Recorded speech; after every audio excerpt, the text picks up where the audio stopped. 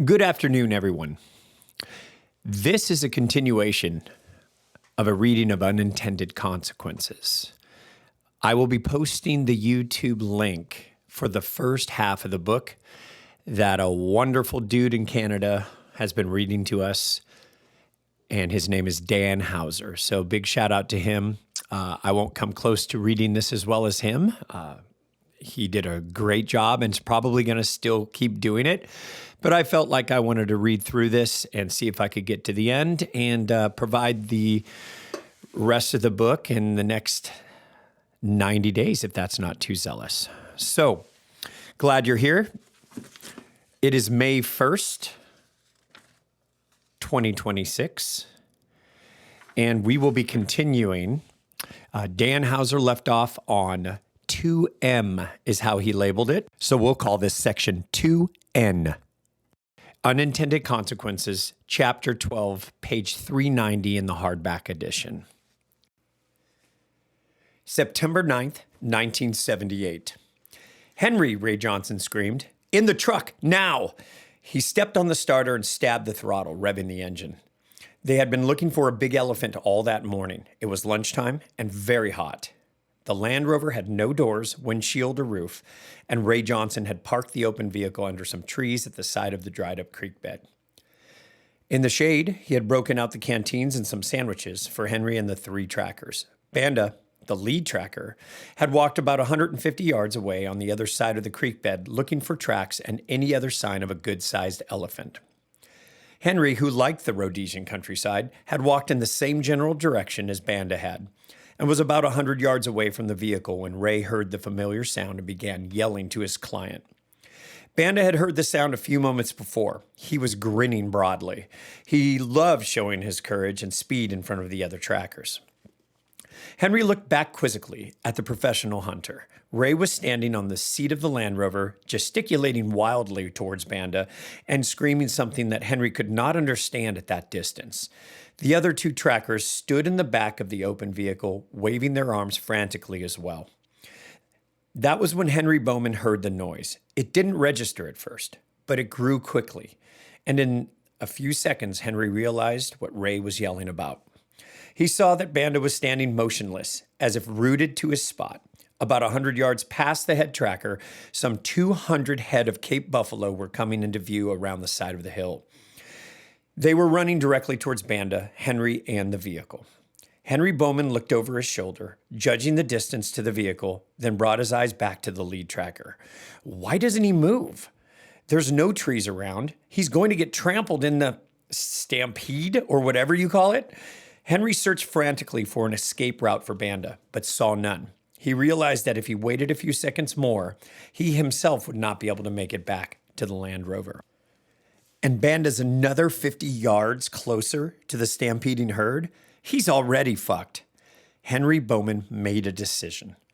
Raymond Johnson and the two tracker skinners stood in the idling Land Rover and watched in abject horror as Henry Bowman unslung his 500 bull miller from his shoulder and began running directly towards the stampede. Banda licked his lips and decided he had let the thundering herd get close enough. He turned on his heel and began to sprint for the truck, only to see Henry 10 yards away, running straight towards him. Banda's eyes grew wide with terror. He knew the American could never outrun the herd. Henry Bowman misinterpreted the tracker's look of fear. "About time you figured out you were going to get stomped. I thought you guys weren't supposed to choke like that," he thought as he brought himself to a halt. Henry went into the speed shooting stance used for rifles of heavy recoil, with almost all of his weight on his forward left foot. "Right behind me," he screamed to the tracker, hoping he both heard and understood. Henry flicked off the safety and swung the muzzle of the custom Enfield up into line with the approaching herd, which was now about 20 yards away. 15 feet, Uncle Max said. "I hope this works," Henry thought briefly, then focused his mind on what he had to do. Time seemed to slow down for Henry Bowman as he identified one buffalo that was coming exactly straight at him. It was a medium-sized cow, and when it was a little less than 20 feet away, Henry squeezed the trigger. The first 600-grain barn solid out of the necked up 460 Weatherby case struck within a quarter of an inch of where Henry had been aiming, instantly shutting off the buffalo's brain function before blasting the back of its skull and then re-entering the animal's body, just in front of the base of the spine. The dead animal's head slammed into the dirt about 8 feet in front of Henry Bowman, and the carcass began to tumble. As the hindquarters of the tumbling animal briefly obscured his vision, Henry worked the Enfield's bolt. A bull had been following 2 steps behind the buffalo cow and was now trying to jump over its dead body. Henry brought the rifle to bear on the chest of the second buffalo, slapped the trigger, and threw himself forward as the bullet tore straight through the bull's chest and shattered its spine. The buffalo died in mid-jump and collapsed on the neck of the dead cow, tearing his hide on one of the cow's horns. Henry braced his left knee on the dead cow's back as he worked the bolt. Another bull was almost to the 2 dead buffalo and looked as if he might or might not break right. Henry ignored the animals that were streaming around the obstacle he had created, focused on the one headed straight at him, then slapped the trigger again. By now, he was holding the rifle lightly, as he would a .22, and firing it as soon as the butt touched his shoulder. The gun hammered him with over 100 foot-pounds of recoil, but Henry didn't feel it. His third shot hit just to the left of the bull's right eye.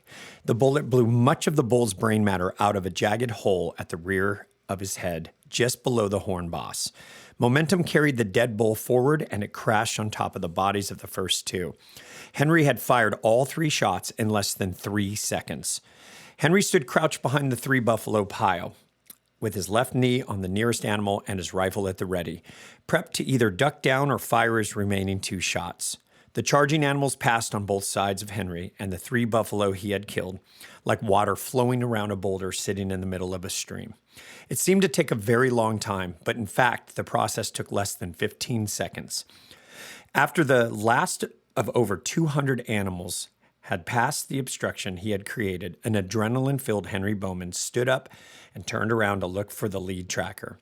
He half expected to see Banda's body lying trampled and lifeless 5 or 10 yards away. Instead, he saw nothing but hoof prints in the dry dirt. The air was filled with dust, but as it settled, Henry could still see no sign of the lean native. Henry opened the bolt of the Enfield, replenished its magazine with 3 cartridges from the S.D. Myers leather carrier he wore on his belt, and engaged the safety. He stared around the immediate area, searching for the man.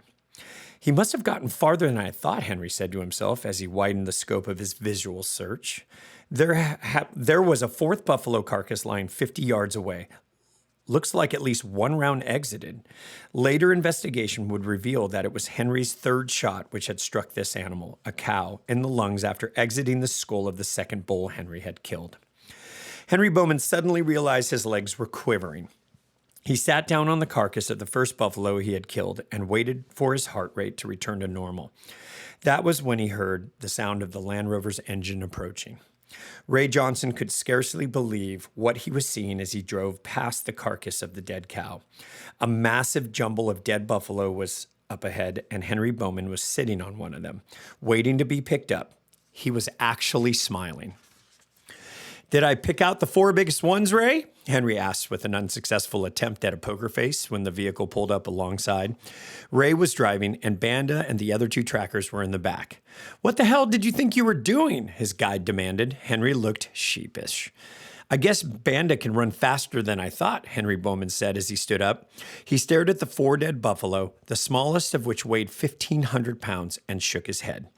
"You need a bigger truck, Ray. We'll never get all 4 of these in the back of that thing." All right, next section. December 21st, 1978. Cindy Caswell was building a snowman in the backyard. Helping her were 2 9-year-old twin brothers whose father had just been transferred to nearby Fort Leonard Wood. The boys were new to the neighborhood. Cindy always seemed to get along well with boys, especially ones that were a little older, unlike some of the older 7- and 8-year-old girls in her grade school class. "God damn it. That goddamn kid's pissed on the couch again," Boone Caswell yelled as he jumped up from where he just sat down. He ran through the kitchen and out the back door. Cindy heard him coming and cringed. "Please don't let him say anything," Cindy prayed. It was bad enough to have her father discipline her in front of her peers without having them know exactly why he was so angry. Caswell grabbed his daughter by the arm and dragged her towards the house. Boone Caswell's head still hurt from the previous evening's excesses, and at 10:30 on Friday morning, he had intended to see what was on television. There wasn't any work to be had around the holidays, at least none that Caswell was willing to do. "Fucking brat," he screamed as he dragged his daughter in the front of the couch. "How old are you going to get before you quit doing this?" He slapped Cindy hard across the face, then grabbed her by the hair and shoved her face down into the soiled cushion. "You like that smell?" he demanded. "That what you want the whole house to smell like, huh?" Caswell held his daughter's head in the position for about 10 seconds. Cindy held her breath and remained motionless. She had learned from experience that whenever she resisted, the punishment increased. Tears welled up in Cindy Caswell's eyes. "I wish he had punched me in the stomach instead of the face. Christmas is only 5 days away." There were several family gatherings, and the marks would definitely show. Mom can use some of her makeup again, she told herself. No one will know, but she knew that everybody would. The two newcomers to the neighborhood could hear the man yelling inside the house. His words were muffled, but there was no mistaking his rage.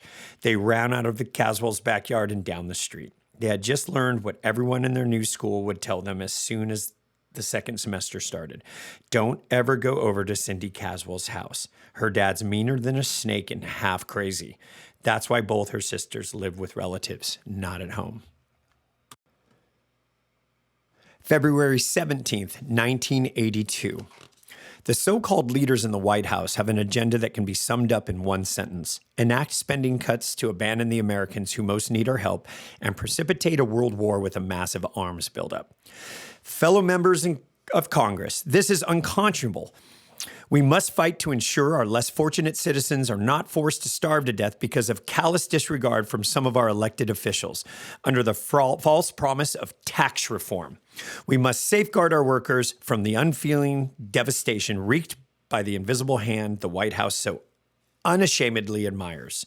We must stop provoking the leaders of the Soviet Union with name-calling and blatant aggression in the form of weapons buildup.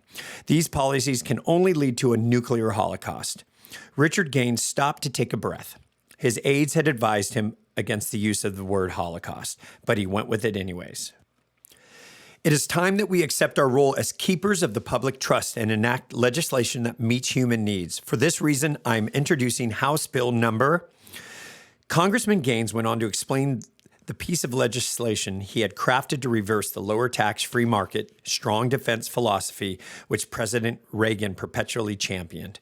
Gaines's bill mandated additional outlays for government entitlement programs, an expanded welfare state, tariffs and other protectionist trade restrictions, and increased federal control over the American public. Every member of Congress who heard him describe it knew that Gaines also had higher taxes in mind, although he could not put that in the bill. Democrats held a clear majority in Congress, and most of the members of the august body would actually have liked Dick Gaines' bill to become law. The president's philosophy of self-determination held strong sway over the American public. However, most members of Congress were loath to support a blatantly tax and spend measure in the current political climate. Gaines's proposal and others like it went nowhere. The problem would be made doubly vexing to the congressman by what soon began to happen around the globe. The results of low tax, free market policies, and strong military were discomfiting to Richard Gaines and those who shared his beliefs. In the ensuing 6 years, the United States saw its own gross national product rise by an amount equal to the entire economy of Germany, the wealthiest nation in Europe. It was the largest peacetime expansion in living memory. The U.S. stock market tripled in value. The U.S. dollar showed record strength. The U.S. inflation fell to a 20-year low. The Berlin Wall was torn down. The Soviet Union collapsed, and socialist regimes in country after country toppled and were replaced by ones which embraced many of the free market principles which America had demonstrated. Richard Gaines and the legislature with similar priorities had to wait until 1988 before they had a president to work with who was amenable to the idea of higher taxes, bigger government, and reduced individual freedom. The congressman's jobs were secure. However, federal regulations gave congressional incumbents a tremendous advantage in the polls. So Richard Gaines and his friends in the House all collected substantial checks while they waited. April 10th, 1982. Hey, the gang's all here. Anything interesting arrived lately in the used section, Stoke? Henry Bowman had just walked into Kelly's Sporting Goods, seen that several of his friends were there, and hailed the store's resident gunsmith and double rifle expert. Stokely Meyer had many qualities that endeared him to Henry, three of which were that he had been to Africa, liked big rifles, and was the most creative swearer Henry had ever known. Only little stuff, 3/3/8 and smaller. Not even a decent medium bore in the rack. The teabaggers that come in here tend to be a bit recoil sensitive, shall we say, Stokely explained with an exaggerated stiff upper lip British accent. A muscular man with a mustache who was standing at the end of the pistol case laughed. Rufus Ingram was one of the few Americans who had served in Britain's Special Air Service, which was considered by many to be the finest of the world's Special Forces units. He was standing next to Thomas J. Fleming. Henry walked over to greet his friends. Hey, Rufus. Tom, no Shanghai municipal police guns here either? Henry asked, looking down in the pistol display case. Rufus Ingram collected handguns that had been used by the famous department, which were marked with the Shanghai crest. Not today. Got another safari planned anytime soon? I wish. I did get a letter from a guy who I hunted with, Ray Johnson, not too long ago. He's planning on moving to South Africa. As far as the economy goes, I gather that things have really gone to hell in Rhodesia. He said in his letter they have a 17% national sales tax now. I hope he doesn't have much money there, Tom Fleming said. The new government in Zimbabwe prohibited its citizens from taking their money out of the country, which made its residents all the more eager to do so. No, Ray's no fool. When I paid him for my trip, I wired most of the money to an account in Luxembourg. I think he only keeps enough around to meet expenses. Probably sell off the Land Rover to cost the cover of the last bills right before he cuts out. Speaking of Rhodesia, Rufus said, a Rhodesian friend of ours, Earl Taylor Edgerton, is coming to town in a few weeks to help us teach a class. Class? What kind? Henry asked. Executive protection and anti-terrorist measures, Rufus explained. I handle protection strategy and Tom covers carry methods and legal issues. Earl's the explosives expert. It's on the weekend of the 27th. You ought to come. We'll get you a pass. I'm free. Good. I think you'll find Earl's presentation very interesting. Rufus and Tom shared a look. Henry said nothing. He knew he would find out sooner or later why they were grinning at each other. Earl has had some interesting experience, Tom explained. He was born in Rhodesia, and he was on the losing side during the recent overthrow. He's wanted in Zimbabwe for murder, violating whatever they call the Neutrality Act, and a few other things in conjunction with the war. He can't go back there. He hates socialist governments, Rufus added. Tom Fleming chuckled. Zimbabwe government still sends him his pension, though. They have to. It was part of the UN agreement for them to recognize the new regime. Tom Fleming looked at the book in his hand. And speaking of governments, have you seen a copy of this yet? Fleming held the softbound book out for his friend. What is it? Henry took the 6x9-inch booklet from the lawyer and looked at the cover. Here's the cover. The Right to Keep and Bear Arms. Report of the Subcommittee on the Constitution of the Committee on the Judiciary, United States Senate, 97th Congress, Second Session, February 1982. Printed for the use of the Committee on the Judiciary. The results of using the entire research facilities of the Library of Congress to determine the original basis of the Second Amendment to the Constitution, Fleming explained. The work of some of the best constitutional scholars in the country, the findings of the 79 and 80 Treasury hearings on ATF practices, also some position statements from some of the national anti-human rights organizations. For comic relief, I guess, he added. No, I haven't seen it. For sale by the Superintendent of Documents, U.S. Government Printing Office, huh? Henry said as he read what was printed inside the cover of the 175-page book. Guess again, Tom Fleming said with a sardonic smile. They're already out of stock, and get this, they aren't going to print any more. Think maybe someone on the committee doesn't want the public reading the results of their research? Look at the list of committee members on the next page. Boy, there are some career slime buckets here, aren't there? Henry agreed when he saw the list of names. Then he stated, thumbing through the contents of the government report. He stopped abruptly on page 20, and his eyes got bigger. They admit those Treasury assholes are out of control, Henry said in astonishment. He started reading aloud from the section on the Treasury hearings that were held 2 or 3 years earlier. Quote, at these hearings, evidence was received from experts who had studied the BATF and from officials of the Bureau itself. Based upon these hearings, it is apparent that enforcement tactics made possible by current federal firearms laws are constitutionally, legally, and practically reprehensible. Well, that has a nice ring to it, Henry said. He scanned more of the chapter. The Bureau's own figures demonstrates that percentage of arrests devoted to felons in possession and persons knowingly selling to them down to 10% of their cases. Christ, I didn't know it was that low. BATF has primarily devoted its firearms enforcement effort to the apprehension of individuals who lack all criminal intent and knowledge, repeatedly enticed gun collectors into making a small number of sales, then charged them with engaging in the business of dealing in guns without the required license. Law permits a felony conviction where individual has no criminal knowledge or intent. Numerous collectors have been ruined by a felony record. Henry looked up. Which is why I've had an FFL since I can remember. He returned the document. Hey, they even admit that, even in cases where prosecutors failed to file criminal charges, agents of the Bureau have generally confiscated the entire collection of the potential defendant upon the ground that he intended to use it in the violation of the law. Well, there went the Fifth Amendment, Henry added. Jesus, he said as he read on. Here they document them confiscating a $7,000 shotgun. Probably some palmy dick smoker's purdy, Stokely Meyer threw out. He could not imagine anyone paying that much money for a gun with no rifling in its bore. Henry thumbed through the section, searching for something. I don't see anything in here about them turning Ken Ballou into a vegetable, he said.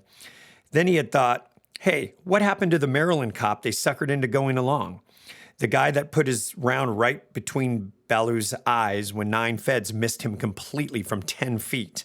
You mean Ciamillo? Ballou's family hit him with a civil suit, couple $1,000,000, I think. The feds said they'd stick up for him, but when he got to the courtroom and started looking around, he was all by his lonesome. That's one of the worst things about that department. They have just about zero loyalty downwards along the chain of command.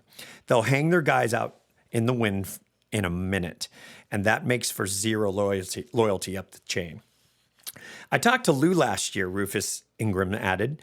I think if you took every ATF agent and wired them for sound with GI field telephones, it'd be fine with him. For some reason, Henry Bowman paused and thought about Tom Fleming's words for several moments and took the time to reflect on them. No loyalty up the chain of command, huh? Ought to be able to do something with that someday, he decided.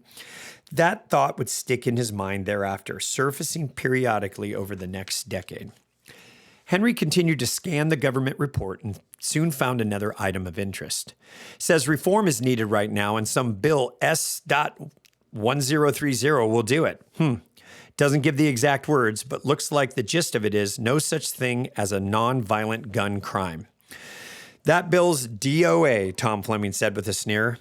Yeah, can't see that happening, Henry Bowman looked at the table of contents, checked a few pages, then looked again at the book's cover.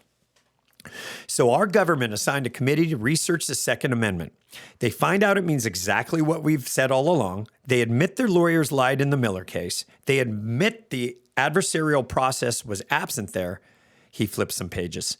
Jesus, on page 32, they even quote the National Coalition to ban handguns, saying that the Supreme Court has ruled that the right to keep and bear arms exist independently of the Second Amendment, meaning the Bill of Rights is a reminder to the government, not authorization. He thumbed further. They've got a case law in here. Here's a state decision from 1878. If cowardly and dishonorable men sometimes shoot unarmed men with army pistols or guns, the evil must be prevented by the penitentiary and gallows, and not by a general deprivation of constitutional privilege. The more things change, the more things stay the same, Tom Fleming commented. We need that peckerneck on the Supreme Court in 34, Stokely Meyer said.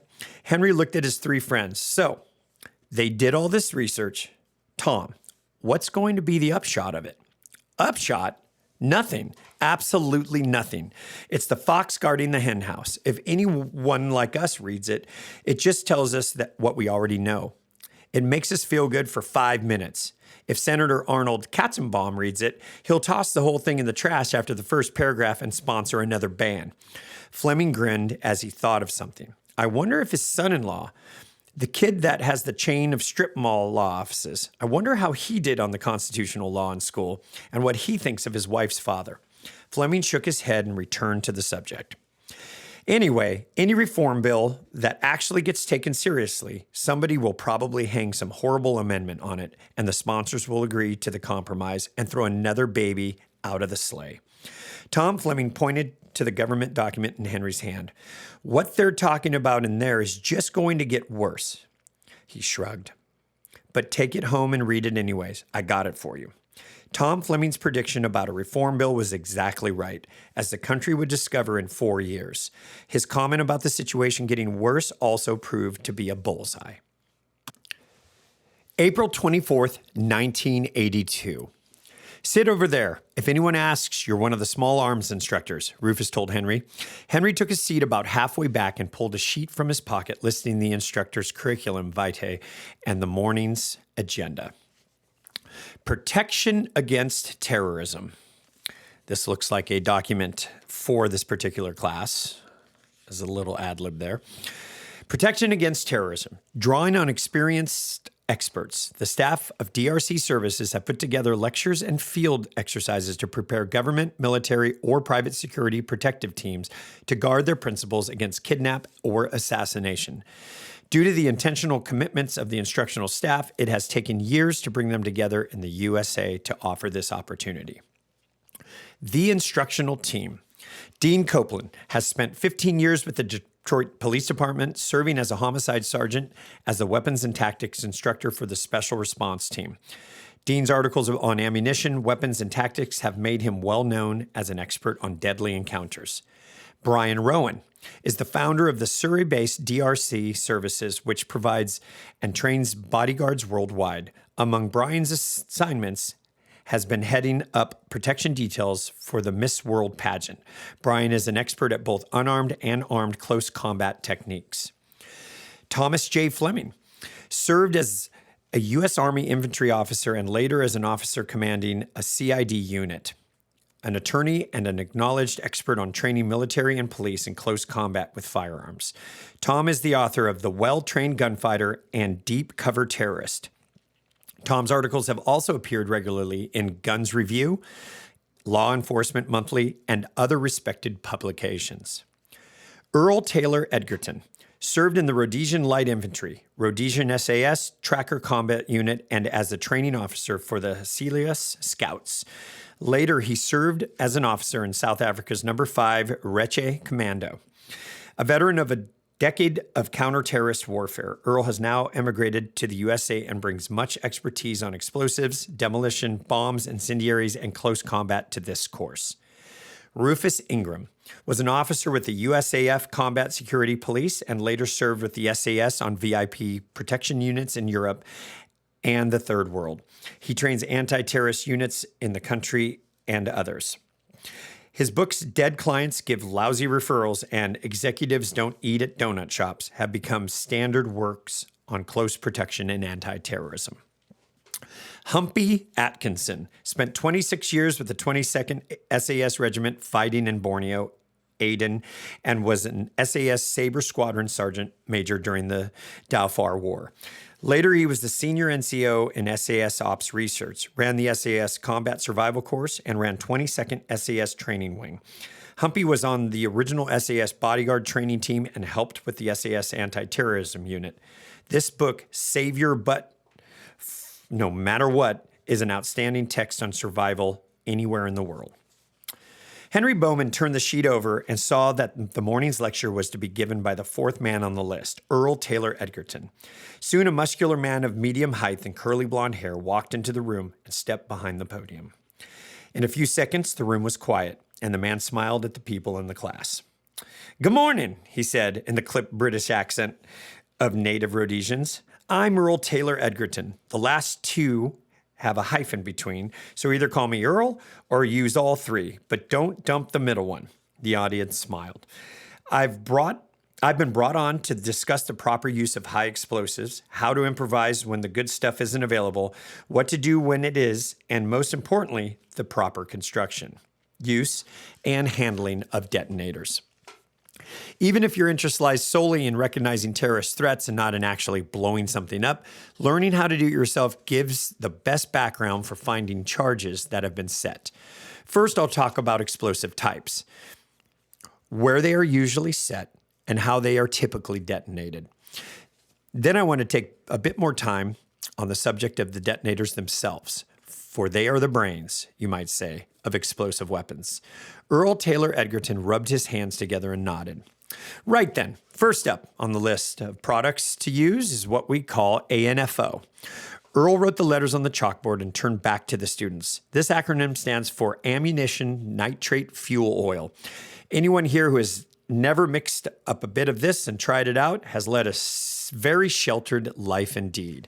He turned back to the board and wrote the figure 5.7% underneath the four letters. If you're mixing up your own batch, 5.7% fuel oil by weight is the proper amount to give a chemically balanced mixture for the best combustion, much like the fuel-air mixture on a properly tuned carburetor. Henry Bowman glanced at the other attendees and saw that they were taking detailed notes of the man's lecture. Now comes a part about the too much oil being better than too little, Henry mentally predicted. Either that or how hardware store fertilizers are almost as good as commercial blasting agents. But the powder companies don't want you to know that. Though the 5.7 figure is ideal, a bit more diesel fuel results in only a slight degradation in performance. Too little, however, reduces the force of the explosion substantially. The mixture of performance curves are provided in the handout I've given each of you. Henry saw many of the students leaf through their papers to find the chart. The next consideration is the source of ammonium nitrate.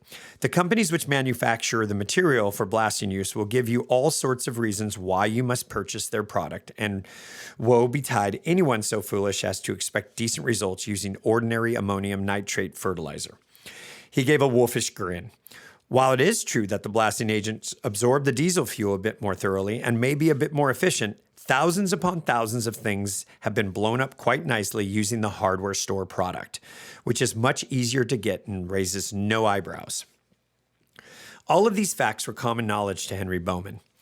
He had mixed up his first batch of ANFO at age 13 and detonated it in a hole made by a post hole digger.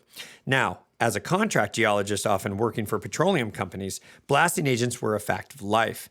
Earl Taylor Edgerton's accent got Henry thinking about British things, which instantly got him daydreaming about large British double rifles, such as his 4-bore, and soon he was thinking about Colonel Fosbury's collapsing bullet. This was a 19th century invention for large bore rifles, where a hollow slug was filled with two ingredients of explosive mixture and a solid base swaged onto it. It detonated on impact with heavy bone or after about 18 inches of penetration. Henry was doodling sketches of Fosbury's collapsing bullet in his notebook when he caught a few keywords that told him Earl Taylor Edgerton was now talking about military plastic explosives. Henry started to pay more attention, for this was a subject he knew little about. He was still thinking about the exploding bullet for the Rada 4-bore, though, and was not listening as closely as he might have been, at least not at first. Common problem when using plastics and other high-grade agents for the first time is overestimating the amount required for the desired results. When I killed the president of Zambia, it was with a buried charge of 200 pounds of Semtex concealed underneath the asphalt. I should say that the buried charge is one of the simplest delivery systems and an excellent one provided that the target's route is known in advance. Earl pronounced it advance. Henry was jerked out of his daydream. Did he just say he killed the president of Zambia? Henry thought in astonishment. In this country, of course, the lecturer continued, such a plan would be most fruitless. The president's planned route is a closely guarded secret, and the Secret Service checks every inch of it with metal detectors and other devices prior to his passage along it. However, in third world countries, or for all U.S. officials of lesser concern than the immediate occupants of the White House, this is an excellent method of dispatch. Therefore, if you are assigned to keep some cannibal alive, you should take a leaf from the Secret Service boy's book and thoroughly examine the route prior to commencing travel. We will discuss the details of that process. He pronounced it with a long O, processed. This afternoon, Earl Taylor Egerton looked baffled for a moment. Where was I? Before I ran off about buried charges. Earl Taylor Egerton asked himself, yes, quantity. As I was saying, when I killed the president of Zambia, I used 200 pounds of Semtex buried underneath the roadway. I have no excuse for what I did. I was used to using lower grade, more universally available materials, and I did not alter my weight estimates whatsoever. The force of the explosion blew the president's car and his entourage's car over 300 yards, which was entirely excessive and could have had tragic results. Fortunately, the flying debris did not land on any of our people. 200 pounds of Semtex was entirely too much. In contrast, I used a mere half-pound charge on the leader of the Swapo party by fixing the 8-ounce block of Semtex to the gasoline tank of the Audi Fox that he was driving. He pronounced it Fox, which Henry thought appropriate. I accomplished the same result with far less disruption. The gasoline tank is an excellent spot for placement and one of the first places you should look if you are assigned to protective duty. Should you be working the other side, a half-pound is sufficient for a lightweight vehicle such as the Fox, but a pound should be used in the case of a full-size American auto, and perhaps 2 pounds for a limousine or large truck. Henry Bowman glanced around the room and saw that everyone was rapidly taking notes. He looked at what the man in front of him had written. Don't use too much Semtex. Gasoline tank is a good spot. Half-pound for small cars. 1 pound for Impalas and station wagons. 2 pounds limos and trucks. Tom and Rufus weren't kidding when they said this would be an interesting seminar. Henry thought, gotta talk to this guy at lunch. All right, just for our listeners, when I say next section or a new date, if you haven't read this book, almost every few pages, sometimes every page, there's a date at the top going over all these events. So we are on the next section, February 28th, 1985. I don't like what I've been hearing, babe. I don't either, Randy. Maybe it's time you went to the courthouse and filed this, like we were talking about doing. Yeah, can you watch the girls? I'll take Sammy with me. Of course. Can you pick up some milk when you're in town? We're about out. Sure, he said, kissing his wife before he left the cabin. Randy and Vicki Weaver were in their mid-30s. They had left Iowa 2 years before and moved with their 3 children to the mountains in Idaho. Outside Fort Dodge, Iowa, Randy had been a John Deere mechanic who supplemented the family income with an Amway distributorship. He and Vicki had been raised Baptists and went to church regularly, but they disagreed with most ministers' interpretation of Scripture and had gone from one church to another in search of a spiritual philosophy that matched their own. Ultimately, Randy and Vicki aligned themselves with a sect known as Christian Identity, a group whose theology included the belief that European whites are God's chosen people.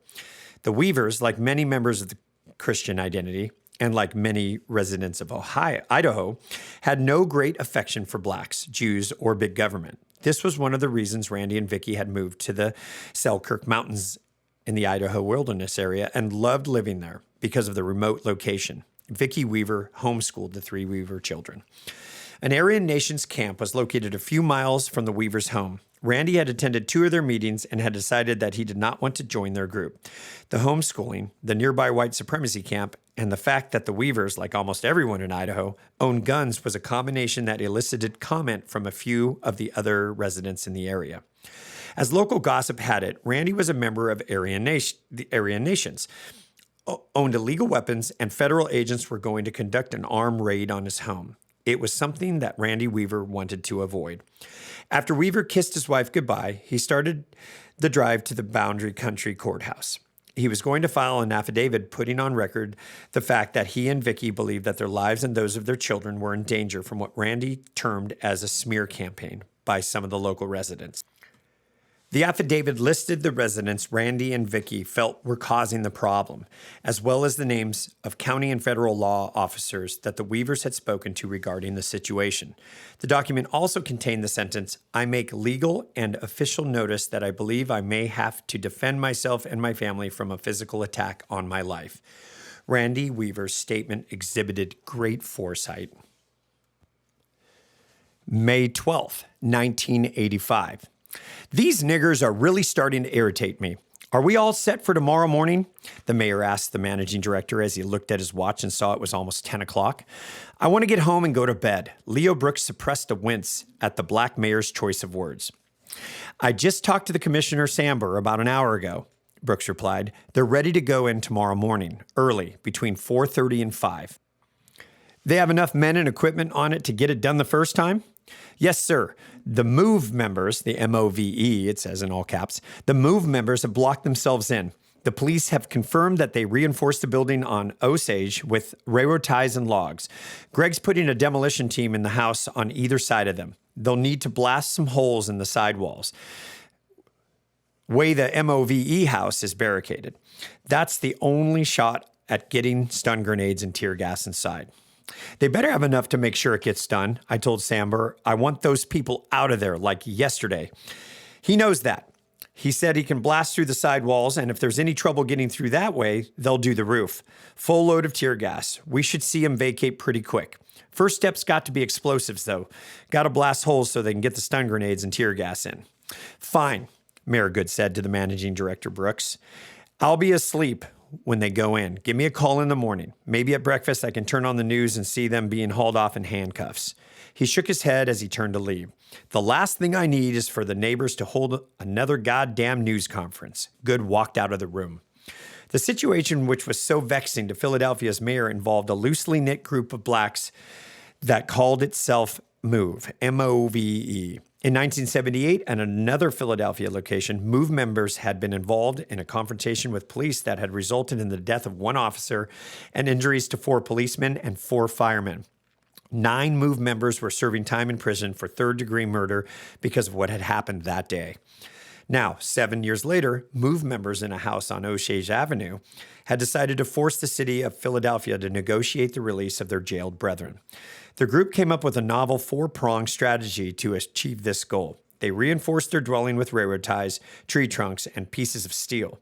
They stopped paying their utility bills. They allowed garbage to pile up in front of their house, and they used loudspeakers to broadcast diatribes against President Reagan and Mayor Good. The MOVE Group's plan had failed in its goal of concerning the city of Philadelphia into getting the 9 men released from prison.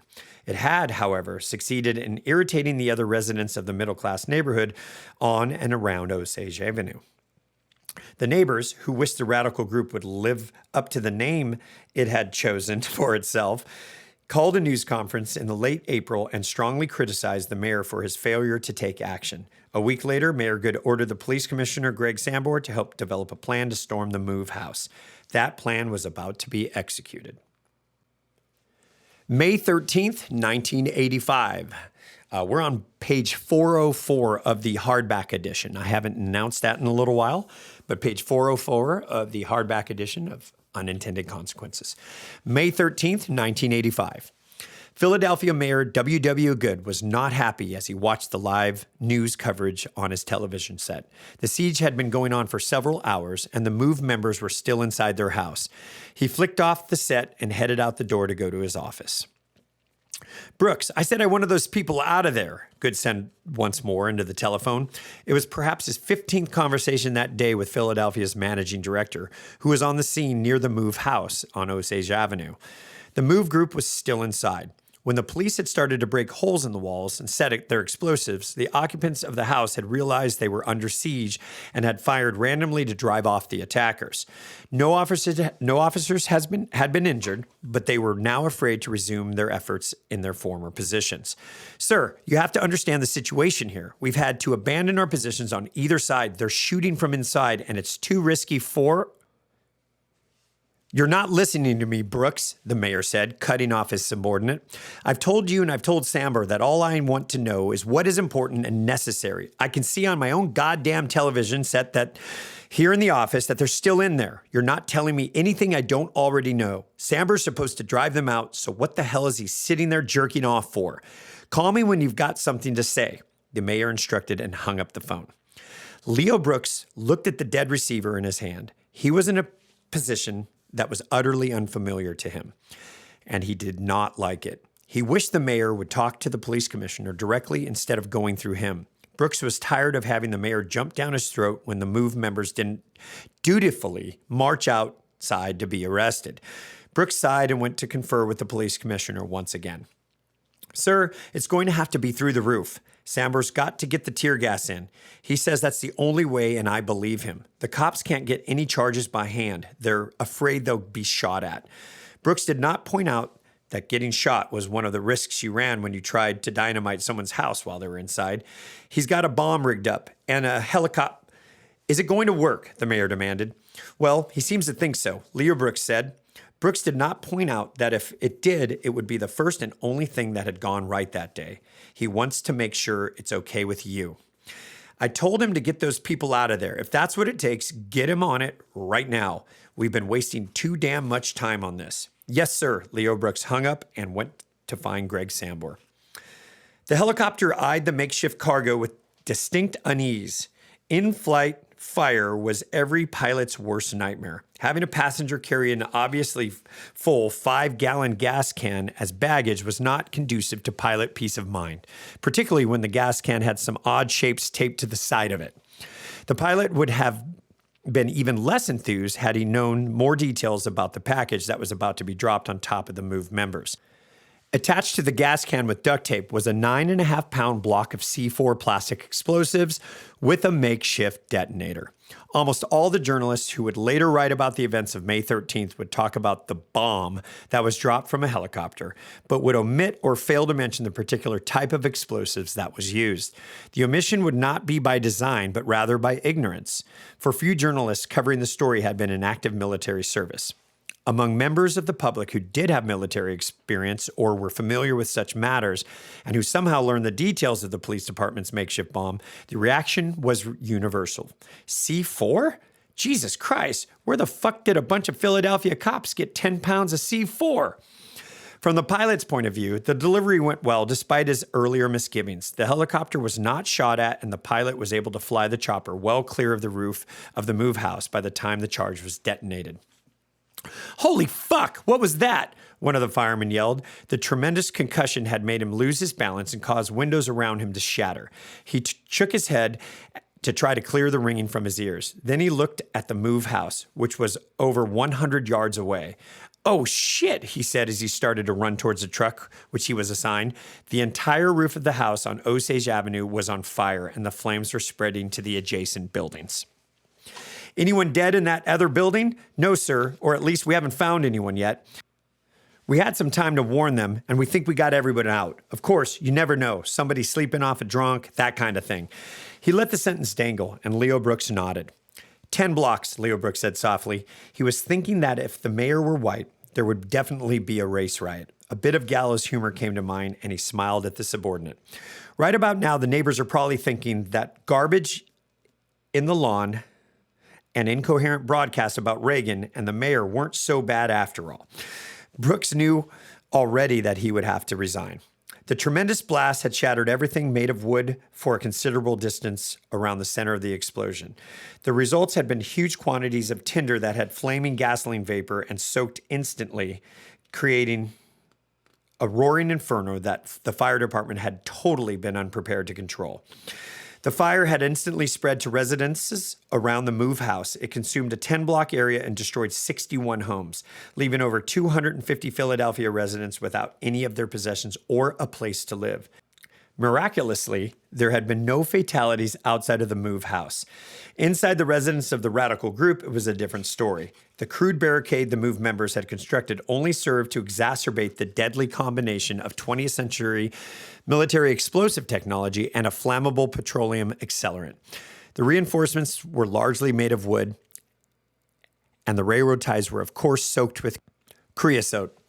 The MOVE house went up like a tinderbox. Only 2 of the members managed to escape the inferno. 7 adults and 4 children were burned alive inside their home on Osage Avenue. The 2 men watched the television screen with both fascination and horror. The host, who was older than his guest by 3 years, kept his thoughts to himself. The 68-year-old visitor, however, found the news footage too wrenching for him to remain silent. It is just like Warsaw 40 years ago, Irwin Mann said. It looks exactly the same. They just didn't bother to build a wall around him first, before lighting up the torch, Max Collins replied.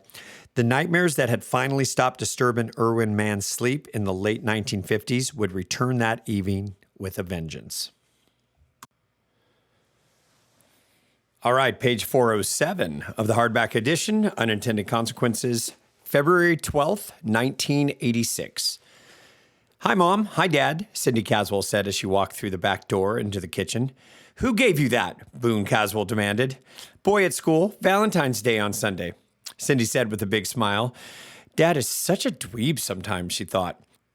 Fella give you something, he's going to expect something back. Her father's voice had a trace of a whine in it.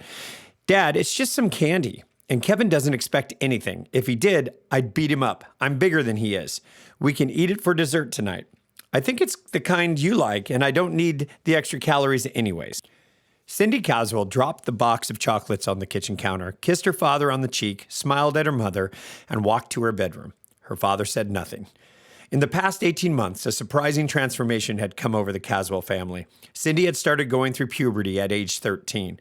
As her figure had swelled and her features had become more defined, it had become obvious that she was about to turn into a truly stunning young woman. When Cindy's breasts had started to develop and her legs had become long and shapely, Myra Caswell had been filled with dread.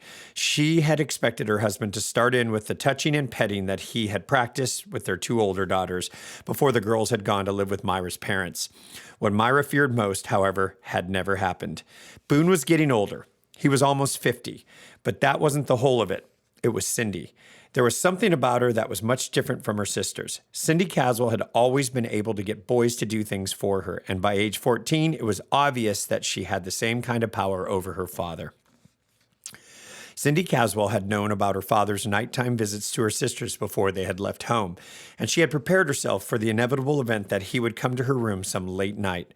She had planned to tell him that if he continued it was going to be the only time it would ever happen and that she would then be gone from the house forever. Cindy had not been sure whether her plan would actually work. She feared her father would track her down or that she might otherwise be forced to return. Cindy never had the chance to find out. Her father never touched her. She thought it might be because of his friends who sometimes come over to the house. They were big, coarse men just like Boone, but when she entered the room, their voices softened and their words became much less harsh. Sometimes she thought her father had somehow been shamed by the action of these men. Sometimes she didn't know what to think. Cindy had a gift for projecting an atmosphere which surrounded her and anyone nearby. Dramatics became her strongest interest, and she shone in every school play where she had a part. Myra Caswell, who had watched her first two daughters grow to loathe their father, gave thanks every single day that the same fate had not befallen her last child. She knew in her heart that her daughter Cindy would still be living happily in their home when she graduated from high school. She knew that Cindy would live with them until she found a decent young man to share her life with, or decided to move on for other good reasons of her own choosing. Unfortunately, Myra Caswell was dead wrong. March 12th, 1986. The man scowled with disappointment and slight irritation as he saw the two men on the other side of the lake. Collazo had come to the water-filled rock pit just south of the Tamiami Trail that morning to do some plinking. Soon after he arrived, the two men got in their vehicle, a white Ford pickup, and drove over to where he was standing. It was common for Florida residents in the area to target practice in the Everglades, and the man did not think anything was amiss until he saw the driver climb out and level a revolver at him. By then, it was too late for him to get to his guns, and he stood there unarmed. Empty your pockets, the second man said. He held a Ruger Mini 14 rifle. Slowly, we're taking your money, your guns, and your car. The unarmed man did as he was instructed, noting with dismay that the hand holding the revolver trained on him was absolutely steady. Down by the water, Spick, the driver ordered. Collazo complied with the command as feelings of despair washed over him. You a cop? The second man demanded. No. Collazo saw the first man nod as if to himself and realized the man was about to kill him. He had nothing to lose, so he rushed the gunman. The man with the revolver fired twice. Collazo felt as if he had been slapped in the side, but he was charged with adrenaline and he did not go down. He grabbed for the man with the gun. Several more shots rang out. Collazo never knew which of the two men fired the one that hit him. The bullet struck Collazo just to the right of his right eye, passed under his skin, and exited out the side. The blow to his skull stunned Collazo, and he collapsed on the bank. The skin was torn open on the left side of his head. Like most superficial head wounds, it bled profusely. The two men took one look at the inert form with blood pouring out the side of its head and assumed the man was dead. They gathered up their victim's keys, money, and guns and started walking to the two vehicles. "What is it about Spics and late 70s Monte Carlos?" one of the men asked as the other he got in Collazo's black 1979 model and adjusted the seat. His friend looked blank, then grinned as he remembered. 5 months before, in October, they had executed a young man in much the same fashion. His name had been Emilio Briel, and he had also been out target shooting in the area. They had killed him and stolen his car, a beige 1977 Monte Carlo. The two men had ditched the vehicle immediately after a job on January 10th. "You got me," his friend said with a laugh. He climbed into the Ford pickup, started the engine, and led the way down the dirt path out onto the highway. Collazo was not dead and would, in fact, recover from his wounds. He would also make a complete report to the authorities about the events of that morning.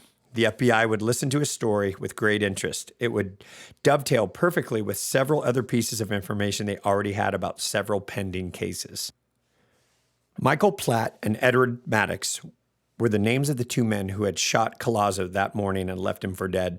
Some law enforcement personnel would later examine the exploits of the two criminals as part of their police training.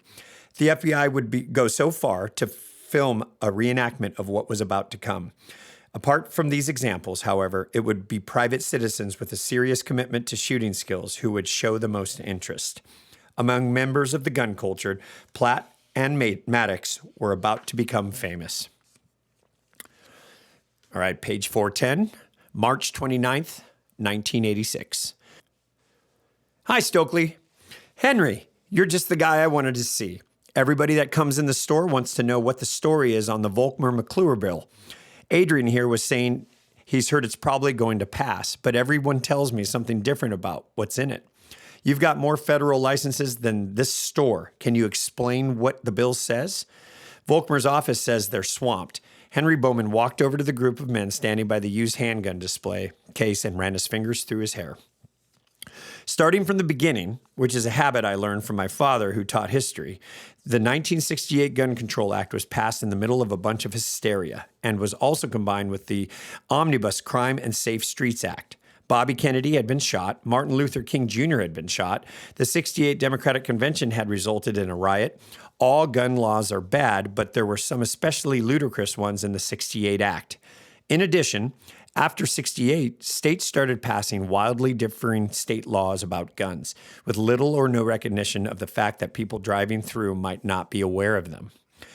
The main thrust of Volkmer-McClure is to remove the most pointless aspects of the GCA 68 and give people in transit a federal umbrella so they don't get nailed for doing something they didn't know was illegal." "What do you mean by that?" asked a man Henry had never seen before. "The second part, I mean." "Well, right now you own a rifle in Missouri and you're completely legal. Let's say you apply for and get an out-of-state moose tag to go hunt moose in the state of Maine. They're eager for you to come with your .338 Winchester. You were going to drive, but realized you'd break some state laws along the way by having your unloaded gun in the trunk of your car. So you hop on a nonstop flight to Maine with your rifle declared and checked baggage. 150 miles from Bangor, one engine gets low oil pressure or is running hot and there's something wrong at the runway, so the flight is diverted to the nearest major airport, which is Logan in Boston. TWA says they'll put you up for the night and fly you out in the morning. The plane lands in Boston. Under current law, the instant the wheels touch the ground, you are now a felon. You are in Massachusetts with a rifle and without a firearms ID card, and that is a felony that carries a mandatory 1-year jail sentence. It's Massachusetts law. There's no exemption just because you didn't want to be in Massachusetts. Volkmer-McClure says that if you are legal where you live and legal where you're going, states in between can arrest you in transit if your guns are cased and unloaded. The man shook his head and laughed. Nobody's going to arrest one of us for driving out to a hunt somewhere, with or without this new bill you're talking about. Henry shrugged. Dream on, Jim, he thought silently. Stupid laws apply to everyone, even rich white people. Maybe not, Henry said. But Volkmar McClure makes it legal so you don't have to worry. The other main provision is that the record-keeping requirements and interstate commerce restrictions on ammo are lifted. And hallelujah to that, Stokely Meyer said. The Gun Control Act of 1968 had forced all stores and places of business that sold ammunition to keep detailed, permanent records of every purchase and purchaser of handgun ammunition. In 18 years, over 50 billion rounds of handgun ammunition had been sold, but the record-keeping requirement had yet to account for a single criminal being brought to justice. There's a few other things in the bill, mostly to let old stuff get imported again, like Krags and Mausers. Henry smiled inwardly as he thought of his first centerfire, the 8mm Model 98 Mauser he had bought when he was just 10 years old. He still put a few hundred rounds through it each year.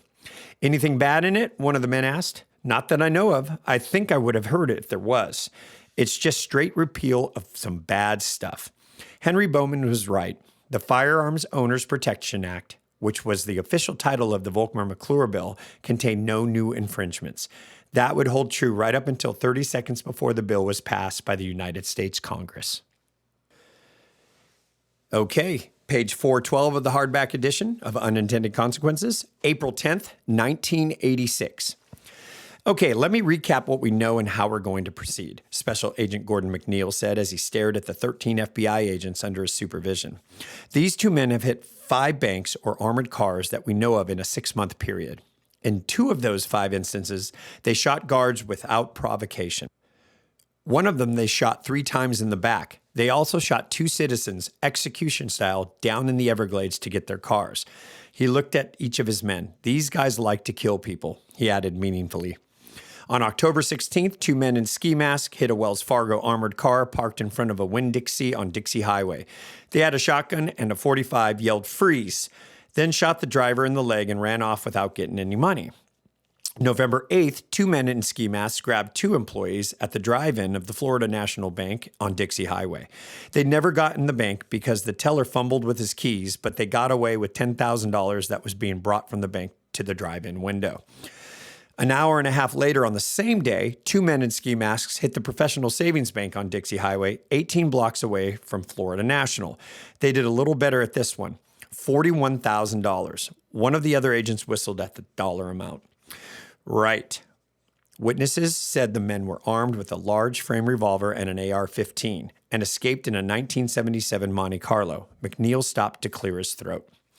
January 10th of this year, 2 men again in dark clothing and again wearing ski masks held up the Brinks armored car in front of the Barnett Bank on Dixie Highway.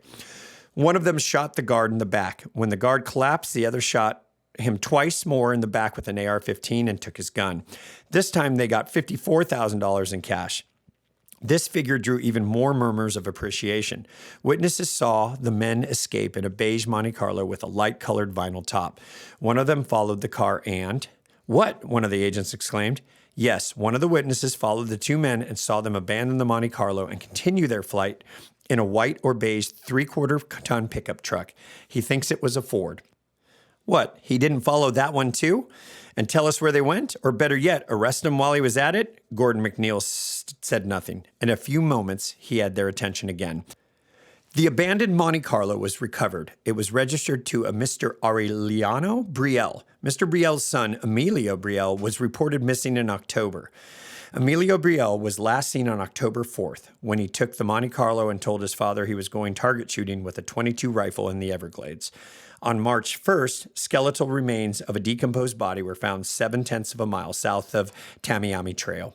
Analysis confirmed that it was the body of Emilio, who had been killed by a large caliber handgun wound to the head.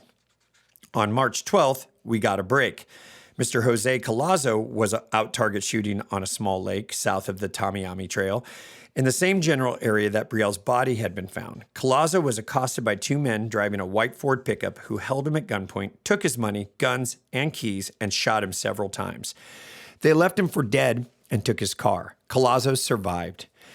He has given us a description of the 2 men, and you have the artist's sketches in front of you. Collazo's car is a black 1979 Chevrolet Monte Carlo license plate NTJ891.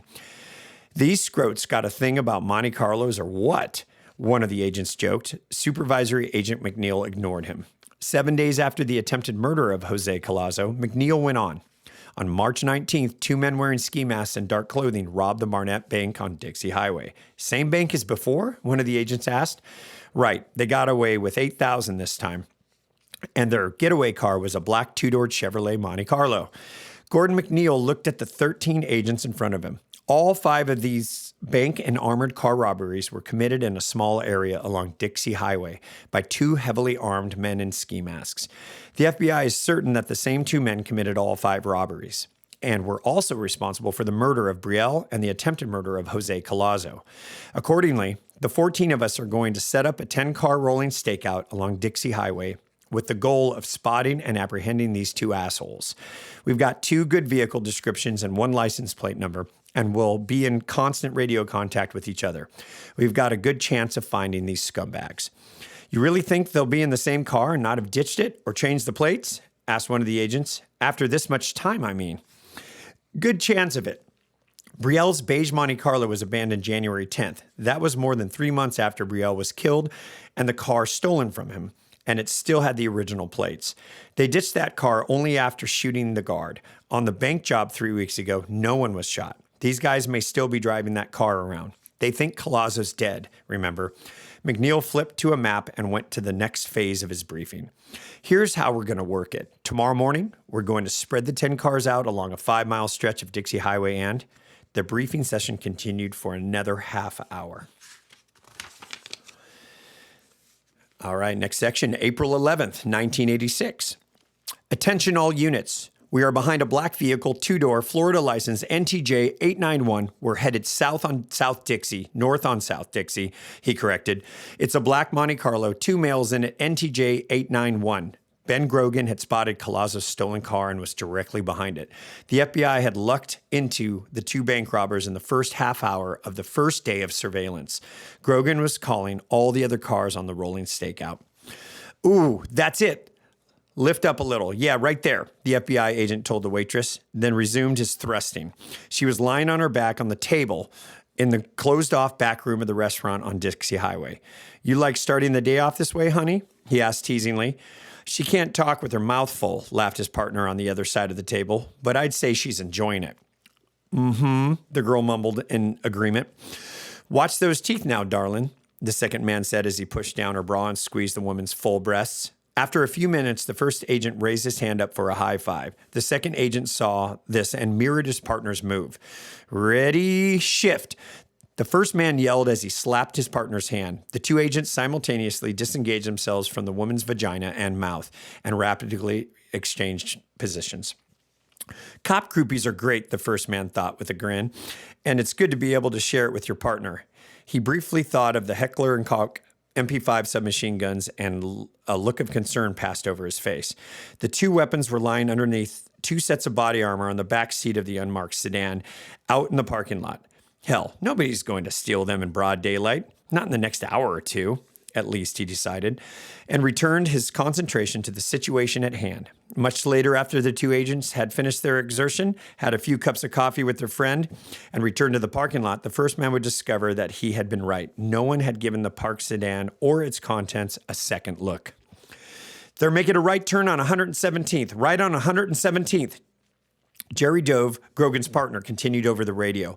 We're burned. They're onto us. They know we're cops. Moving around, lots of activity in the front seat. Special Agent Richard Manauzi had been close by, and in less than a minute, he had maneuvered his vehicle in behind Grogan and Dove's car. Within moments, agents John Hanlon and Edmundo Mirles, in their unmarked sedan, had joined the other 2 FBI cars following the black Monte Carlo. Keep on him, Agent McNeil, the supervisor said on the radio to the other cars when he heard the exchange. I'm heading north on Dixie. I'll turn east on 120th and parallel you. The Monte Carlo, however, had made one right turn and was about to make another. We're turning west on 120th Street, Dove in the lead FBI car announced. Platt and Maddox in the Monte Carlo, followed by 3 FBI cars, were about to pass Supervisor McNeil, who had headed in the opposite direction on 120th Street. Hey, we're right behind you, John Hanlon, driving the 3rd FBI car, called. If you want to do it, let's do it. The FBI supervisor saw the 4 cars headed towards him. Agent McNeil looked at the driver of the black Monte Carlo and saw what he would later describe as the face of a man on a mission. He also saw the man in the passenger seat was putting a magazine into what McNeil recognized was a Ruger Mini 14 rifle. Guy in the passenger seat has a long gun he's loading. Looks like a Mini 14. McNeil called over the radio as he passed the Monte Carlo and the 3 FBI cars. McNeil braked his sedan to make a U-turn and join the other 3 federal vehicles as the Monte Carlo turned left and began to head south on 82nd Avenue. "Let's do it," McNeil ordered over the radio. "Felony car stop. Let's do it." John Hanlon, behind the wheel of the second FBI car, drew his Smith & Wesson .357 Magnum and put it on the seat beside him. Then he stomped on the throttle and pulled around Ben Grogan and Jerry Dove's vehicle until he and his partner, Ed Mirlis, were parallel to the black Monte Carlo. Hanlon rammed the Monte Carlo, trying to force it off the right side of the road. Jerry Dove, in turn, pulled around both John Hanlon's sedan and the black Monte Carlo and pulled directly in front of the 2 felons to keep them from outrunning the car that was trying to force them off the road. Richard Manauzi, in the 3rd FBI vehicle, was now immediately behind the black Chevrolet. Michael Platt and Edward Maddox were boxed in. "Those 2 have a clear shot at blasting all 4 agents," Manauzi thought grimly as he drew his revolver and put it on his lap. "Gotta distract them." He floored the accelerator and rammed Platt and Maddox's black Monte Carlo from behind. When Agent Manauzi slammed his sedan into the back of the Monte Carlo, he caused several things to happen. The first was that, as per Newton's law, Manauzi's revolver flew off his lap and the driver's door flew open. Manauzi was carrying no backup gun, and a feeling of horror suffused him as he visualized his only weapon lying yards behind him, out in the street. The force of the impact also disengaged the Monte Carlo from Hanlon's vehicle, shoving it forward. Maddox, the Monte Carlo's driver, had cranked his wheels to the left to counteract Hanlon's attempt to push him off the road. Thus, when Manauzi's car bunted the Chevy on ahead, the black 2-door immediately spun out counterclockwise.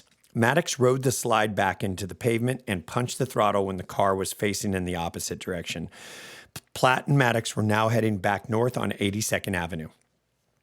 Hanlon and Mirlis's car, on the other hand, had its wheels cranked right to force the black car off the road. When the Monte Carlo was knocked clear, Hanlon's sedan spun to the right in the gravel at the side of the road and slammed head-on into a concrete wall.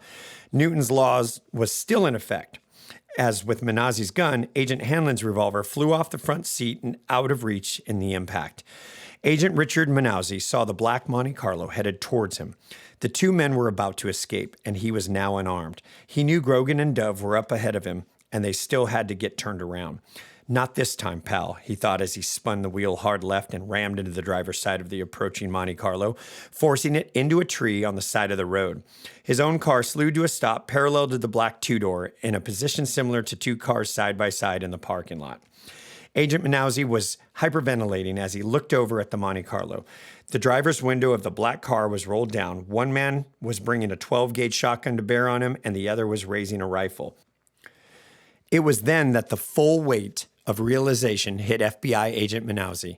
"I am in deep shit." He flung open the door of his sedan and ducked his head as he bailed out of the car. The shotgun boomed, and the muzzle blast of the .223 rifle rang in his ears as the 2 men fired at him from 6 feet away. The shots had come through the glass on the passenger side of Agent Manauzi's sedan. However, the high-velocity rifle bullets fragmented and the shotgun pellets were slowed. Manauzi was taking his first step when he felt lead fragments dig into his shoulder and torso. He gritted his teeth and kept running for the other side of the street, where he hoped to find his lost revolver. Supervisory Agent Gordon McNeil, who had passed the others in the opposite direction less than a minute before, had gotten his car turned around and was almost to the bank robber's vehicle when he saw Manauzi force the Monte Carlo into a tree. He swung his car in at an angle to Manauzi's sedan. A few seconds before, McNeil had managed to throw his vest on over his head, but had not been able to secure it with the Velcro straps to his torso. Like all of the agents, he had been carrying body armor. Also, like all of the agents but one, he had not been wearing it, but had left it lying on the seat of his car. McNeil knew that the two men were already shooting at him, for he could hear the bullets striking his car even before he came to a stop. He wanted the shotgun that was lying on the floor of the back seat, but when shots through the windshield sprayed him with glass fragments, Gordon McNeil changed his mind. He couldn't afford to expose himself by retrieving the more effective weapon, so he drew his 2.5-inch Smith & Wesson .357 Magnum and ran for cover. His unsecured bullet-resistant vest flapped around him as McNeil took a position behind the engine block of Manousy's wrecked car. That put Supervisory Agent Gordon McNeil about 8 feet from Platt and Maddox, directly facing the deafening muzzle blasts coming from their guns. As McNeil exited his car and ran for cover, more agents joined in the fray. Ben Grogan, who had gotten his car turned around and had resumed pursuit, slammed on the brakes and brought his white Buick to a screeching halt behind the black Monte Carlo. Newton's law reserted itself once more. Under the car's abrupt deceleration, Grogan's eyeglasses flew off his face and lodged under the sedan's brake pedal. Grogan and Dove both jumped out of the car and started firing at the men in the black Monte Carlo, although Grogan was essentially blind. Neither Grogan nor Dove, however, had lost their weapons. Each man was carrying a Smith & Wesson Model .459 semi-auto that held 15 rounds of 9mm ammo. Platt and Maddox could not open either door of their stolen vehicles to escape. The right one was caved in and jammed shut from the crash, and the left one was blocked by Manousy's FBI car. As McNeil, Grogan, and Dove began firing at the two men trapped in the front seat of the Monte Carlo, Hanlon and Miralles jumped out of the car, the one that had spun and crashed into the concrete wall. Miralles was carrying a Remington 870 shotgun as he ran over to join Gordon McNeil. Hanlon, who had lost his main gun in the crash, drew his 5-shot Chief Special backup gun from his ankle holster and ran to join Ben Grogan, who was firing blindly from the left rear of his Buick. As Miralles ran over towards McNeil, he realized his shotgun was pointing straight at his fellow agent, and he instinctively took his finger out of the trigger guard and raised the muzzle toward the sky just as Platt fired his Ruger .223 at the center of Miralles' unprotected chest. The move saved Miralles' life. Raising the shotgun put Miralles' left arm directly in front of his heart. The high-velocity bullet struck Miralles' upraised forearm, shattering both bones and turning the flesh almost inside out. The 280-pound agent fell on the ground and looked at his ruined arm. White bones were sticking out for a distance of over 3 inches. Puta! It's turned inside out! Have to be amputated, he thought. Then he turned his mind to matters he could control. Funny how it doesn't hurt, Miralles realized distractedly. As Miralles hit the asphalt, Platt continued to fire his .223. One of his next few shots hit Gordon McNeil's gun hand, throwing the agent's right arm into a vertical position. Oh, Jesus, McNeil thought as he looked at the horrendous ruin of his right hand. Well, it doesn't hurt, and I didn't let go of my gun. He brought the gun back down and kept firing at Platt and Maddox. The FBI agent watched Maddox jerk when one of the Winchester silver tips out of his .357 Magnum hit him. Then the agent's gun snapped on a fired case. Gordon McNeil felt utterly deflated. I'm empty, and they're both still firing. He forced himself to run to his own car to reload. His mind was fully occupied, and he did not notice Ed Miralles heave himself to his feet and follow him, carrying the shotgun and cradling his ruined left arm. Where is everybody? Ben Grogan screamed from the left side of his white Buick behind the black Monte Carlo. He was firing his Model .459 in the direction of Platt and Maddox, but he could not see without his glasses. His partner, Jerry Dove, crouched behind the right side of their car and continued to fire 9mm bullets out of his own 15-shot Model .459. So far, he had not hit either of the two men in the black Monte Carlo. This is a fucking nightmare, thought Agent Ron Risner. He and his partner, Gil Arantia, had stopped their car across the street and slightly north to block an escape. Risner, who had been riding in the passenger seat, was now crouched behind the right front fender of the car and firing his 15-shot .459 over the hood at the two men in the Chevrolet. Risner was the only agent who had been wearing his vest when the two FBI vehicles had rammed the black Monte Carlo. Gil Arantina had remained in the driver's seat of the car and was firing his .38 revolver over the windowsill. The two agents were a little over 20 yards away from Platt and Maddox. This was much farther away from the two bank robbers than any of the other agents in the shootout. Maddox realized he was in a 2-door coffin with a vinyl top. He slammed his shoulder into the driver's door of the Monte Carlo and got it open enough to squeeze out. Get out the window, I'll try to cover you, Maddox said to his friend. then slid out of the car and sent a load of buckshot at Grogan and Dove's car to pin them down. Michael Platt began to climb out the Monte Carlo's passenger side window with his Mini 14 and several spare magazines. Perfect, thought Agents Risner and Dove, from two very different locations as they saw the man climbing out the car window. Both fired their S&W 459 semi-autos at Platt's center of mass. Platt felt Risner's silver tip plow into his chest muscle, and he let out a grunt at the force of the impact. Fucker, Platt thought, just as the second Winchester silver tip, this one from Jerry Dove's gun, hit him in the arm and tore through the brachial artery leading to his heart. Michael Platt, his arm wound pumping blood like a small hose, rolled across the hood of the Cutlass sedan parked next to the Monte Carlo and landed on his feet. He was still holding his rifle and his loaded magazines as he crouched behind the vehicle.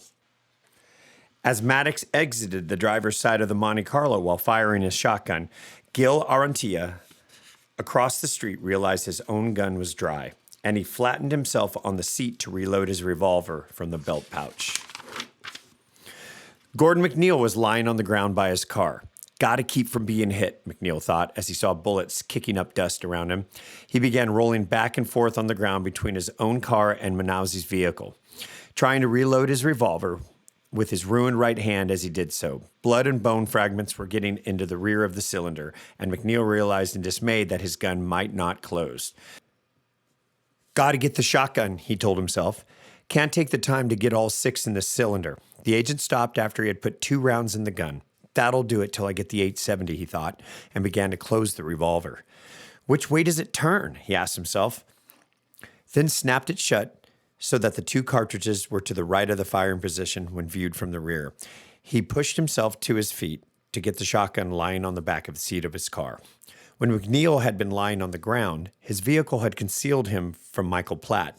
Now he was exposed. McNeil realized in horror that the man was aiming his Ruger Mini 14 straight in his face from 15 feet away and was actually grinning at him. Michael Platt, with 2 Winchester silver tips in his chest and his heart pumping blood relentlessly out of his body, smiled at Gordon McNeil. Platt squeezed the trigger of his rifle 3 times in rapid succession. McNeil felt the air from one .223 bullet passing and a flick to his ear from the second before the third slug struck him in the side of the neck. The bullet ricocheted off his spinal column and lodged in his chest cavity. McNeil dropped as if he had been poleaxed. Gordon McNeil lay on the asphalt, completely conscious but unable to move in anything below his neck. I'm paralyzed, this supervisor thought. I'm paralyzed from the neck down, and these 2 are going to kill me and my men and get away. For the first time in the 21 years since he had joined the FBI, Gordon McNeil felt utterly and completely helpless. Michael Platt thought he had just killed the agent. He took a few steps back, unaware that he was bleeding to death. The FBI would later claim that the wound from Dove's bullet would not have been survivable even if Platt had surrendered immediately and been airlifted to a hospital. This was not strictly correct. If Michael Platt had pinched off the wound and somehow managed to avoid further bullets while retreating to safety, he could have survived. As it was, Michael Platt stood under some trees out of sight of the agents who were pinned down by the shotgun fire from his partner Maddox. Time to smoke the rest of these pricks, he thought as he reloaded his Mini 14 with a fresh magazine and started walking towards where Grogan, Dove, and Hanlon were crouched behind Grogan's Buick. Jerry Dove ejected the empty magazines from his S&W 459 and inserted a full 14-round replacement. He stayed crouched behind the Buick and resumed firing. Where is everybody? Ben Grogan shouted again. His voice was full of sorrow and frustration. He was standing at the left of the rear white Buick, firing his 15-shot S&W Model 459 towards the sound of Maddox's shotgun. Ben Grogan was utterly blind without his glasses. Agent Hanlon, 7 feet to Grogan's right, and crouched behind the right taillight of the white Buick, saw Michael Platt emerge from behind cover and come towards the 3 agents who were firing at him and his partner. Hanlon emptied his 5-shot Chief Special revolver at Platt. He cursed himself once more for losing his main weapon when he ran his car into the concrete wall. Hanlon dropped into a crouch and started to reload his gun when a slug from Platt's rifle just missed his arm. He felt it pass and moved to the left. Platt's next shot shattered Hanlon's right hand, tore through his forearm, and lodged in his bicep. Ah! Hanlon screamed in agony as he rolled over into his back. I'm hit! Ron Reisner, across the street had emptied his 15-shot Model 459 at Michael Platt. His partner, Gil Arantia, had emptied his revolver twice and had been wounded, though not critically. Reisner drew his 2-inch barreled backup .38 as Arantia frantically threw open the glove compartment, looking for the spare 50-round box of ammunition kept in every FBI vehicle. Reisner fired one shot from his 2-inch Model 60 and realized he could not shoot the short weapon accurately at that distance. He put a fresh 14-round magazine in his 459, extended the weapon in front of him just as Hanlon went down. Oh, fuck, Reisner thought. As his stomach turned over, Michael Platt had left his position behind the parked car and was headed for the white Buick that Ben Grogan and Jerry Dove were hiding behind. He was firing his Mini-14 as he approached. Ron Reisner could not shoot because, from Reisner's vantage point across the street, Grogan and Dove were both between him and Michael Platt, directly in Reisner's line of fire. Hanlon was lying on his back at the rear of the Buick, clutching his arm. He turned his head so he could see underneath the car. He saw Platt's feet, wearing Nike running shoes, walking towards him. Hanlon dug his heels into the asphalt and began to slide himself towards Jerry Dove and away from the approaching Platt. "He's coming behind you! He's coming behind you!" Reisner screamed from across the street. Grogan and Dove had all their attention focused elsewhere, and they did not hear him. Platt swung his rifle on Ben Grogan. "Oh my God," Grogan screamed, and then fell dead. Platt had put 3 slugs into his torso from 7 feet away. "See how your wife likes this," Michael Platt said as he leaned over the fender of the Buick. Platt fired his Mini-14 once into Hanlon's groin from a distance of about 5 feet. The .223 bullet missed Hanlon's penis, but struck the joint of his pelvic bone, sending a hail of bone fragments into his guts. Platt then turned his attention to Jerry Dove. "Your turn, Sonny," Michael Platt added as he shifted his aim and squeezed the right trigger twice more. The bullets caught the young agent as he was trying to run towards his attacker. Dove dropped his Model 459, through which he had just fired 29 rounds, and fell face first on the asphalt. Agent Dove pushed against the ground, trying to get up. Michael Platt leaned over the trunk of the Buick, covering it with the blood pumping out of his upper arm, and fired 2 quick rounds into Dove's brain. Dove's head made a thudding noise as it hit the pavement a few inches from John Hanlon's ear. "That's the worst sound I've ever heard," John Hanlon thought before he lapsed into unconsciousness. "Nice of you guys to leave your car here for me," Michael Platt mumbled giddily as he stepped over the corpse of Grogan and Dove towards the open driver's door of the white Buick. He had suffered a tremendous amount of blood loss, and it was starting to make him lightheaded.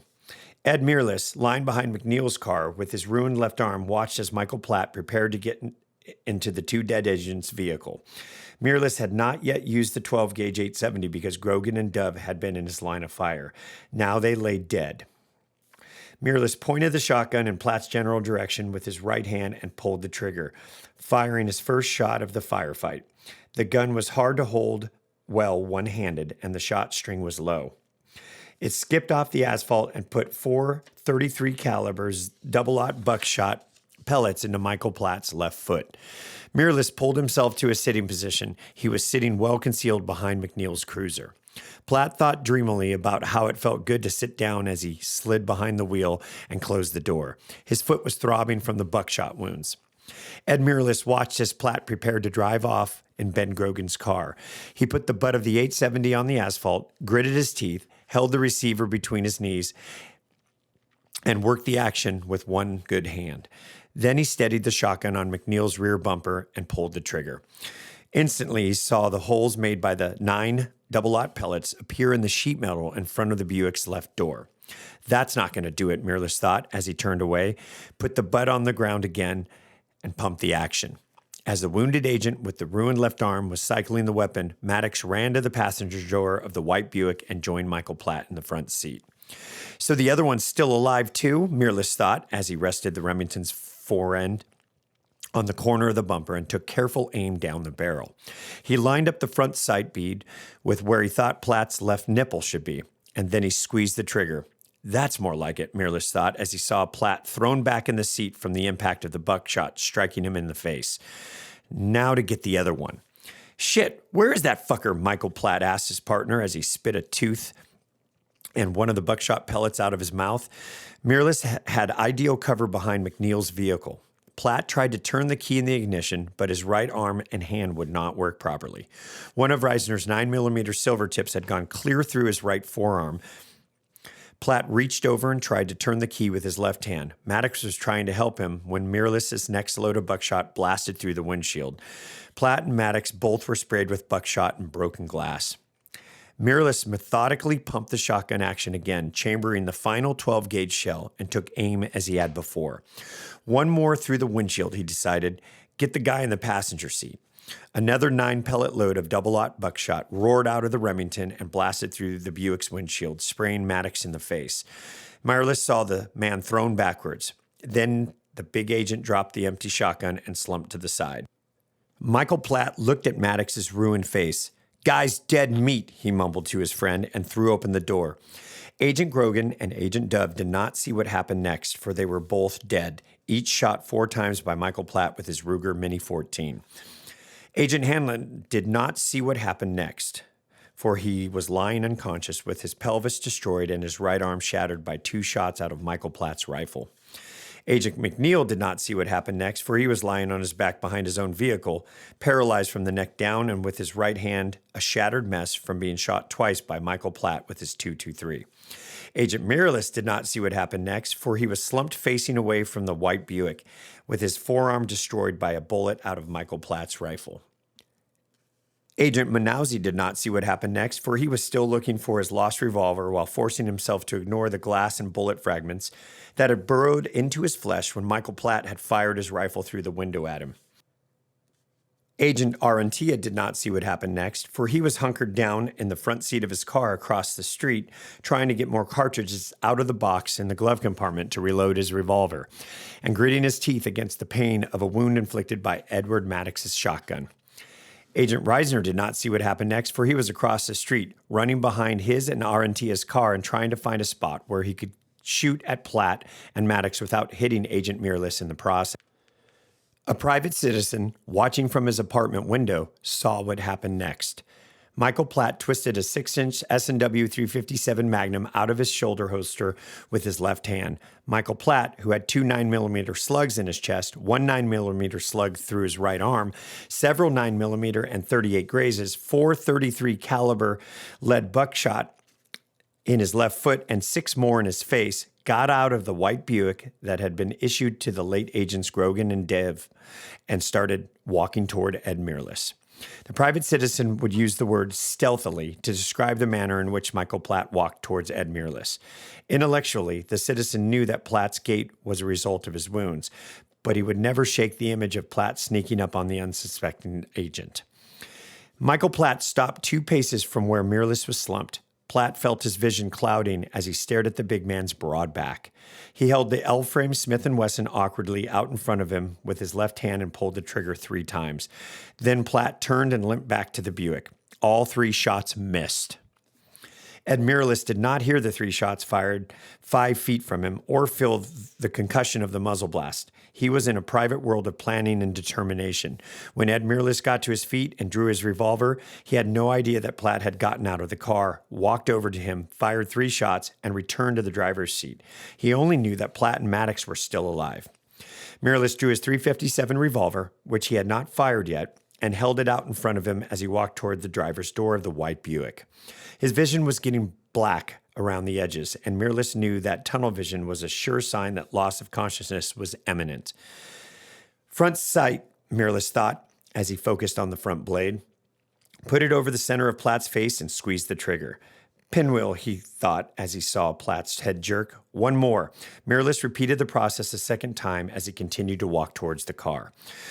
When he was close enough to the car to see Maddox with his ruined face in the passenger seat, Mirrless switched targets and fired 3 more times, hitting Maddox in the head with each 158-grain lead hollow point. Last one's for you, Mirrless thought, as he stopped a few inches from the door of the Buick and fired a 6th round into Platt's face at a distance of 1 foot.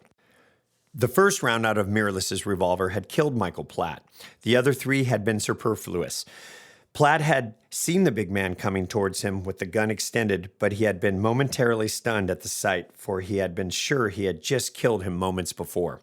Michael Platt had fired a fair amount of ammo in his lifetime, but there was one shooting exercise he had never once practiced. He had never done any point shooting with his weak hand. All right, next section. Page 422 of the hardback edition. And we're at April 19th, 1986. So what does this Hughes Amendment you're talking about mean exactly? Stokely Meyer asked when he saw Henry Bowman and his Uncle Collins enter the store. Henry Bowman sighed. No one's really sure. Word I get is that it was added in the last 30 seconds of discussion by a voice vote, and there's strong evidence that the parliamentary rules weren't even followed.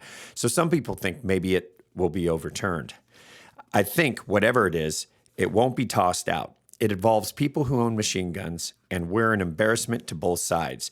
He closed his eyes for a moment before continuing. The wording, if the version I heard was accurate, is redundant. It doesn't make anything illegal that isn't already. So what's the problem?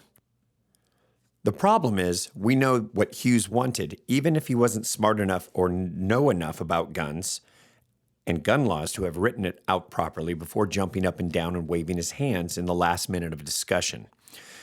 What the amendment says is that after the effective date, there shall be no machine gun transfers, quote, except under the authority of an agency of the United States government, unquote. Well, every machine gun transfer is already done on a federal form signed and approved by the Directory of the Treasury and has been ever since June of 1934. So what's the problem?